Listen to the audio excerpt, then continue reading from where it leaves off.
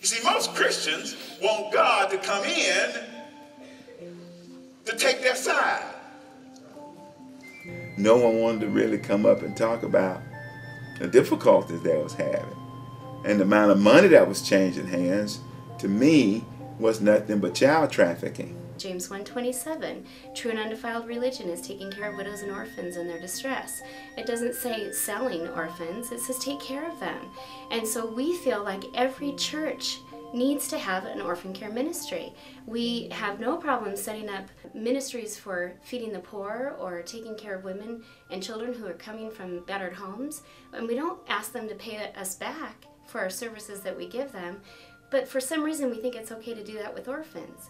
But churches need to have an orphan care ministry, and we shouldn't be expecting people to pay us back for serving the orphan. And so that's what Hutch started 10 years ago, and that's what we're so passionate about. I just felt it was wrong for money to be exchanged to give kids a home. And I think adoption is one of the most prejudiced aspects in the United States. And what I mean by prejudice is whites are charged 10 times more than anyone else to adopt a white child. Interracial kids, black kids are a lot cheaper. But if you're white and want to adopt, you're going to pay 10 times because they know they can get the money. My big fight was to make it free so you couldn't discriminate by charging whites 10 times more. And we charge the people nothing. I mean, it's no fee. I mean, it's free from us. People cannot believe what we do here. They think it is impossible. And we just keep telling them the scriptures say nothing's impossible with the Lord, and it's not. And we've been going for almost 10 years, and we still don't charge our families, and we're still placing kids in homes, and we'll still continue to do it, and because that's what we are required to do as Christians. The family that we met, they adopted through a different agency in Spokane, Washington, and they were charged $30,000 for their first child. And he was a birth parent adoption, and they mortgaged their house to pay for the child.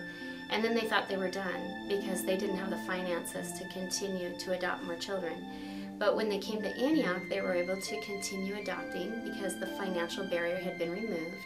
The only cost that they've ever had for their 5 children is the cost of the first adoption from a different agency. So yeah, they were not charged any fees for the next children that came into their home. And what has really been a problem is they don't know what to do with a black man and say whites is being discriminated against. So you don't say no when the Lord asks you something.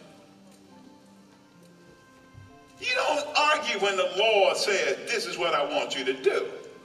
It's been a great ministry, and that's why I'm fighting. We've changed all the laws in the state of Washington, and I only have 49 states to go to change all those laws to take the money out of giving kids loving homes. Jesus Christ did not come into your life to take your side. He came into your life to take over. It's so amazing to watch God's miracle happen all the time, to connect families. And it just hit me that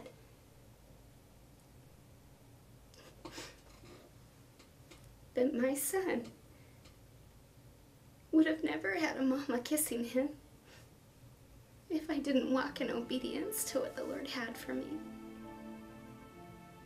And I was so grateful that someone like Hutch stepped up and he said, this is not right.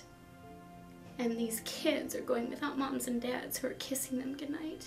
And it is not right. And because of Hutch, because of his obedience to what the Lord was telling him to do, I am a mom 3 times over. And my son doesn't wipe my kisses off.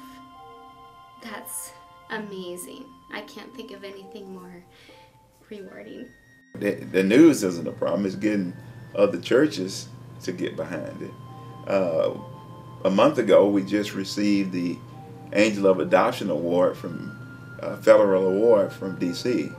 So, I mean, God is just using it to no end. And we're pretty excited about what he wants to do.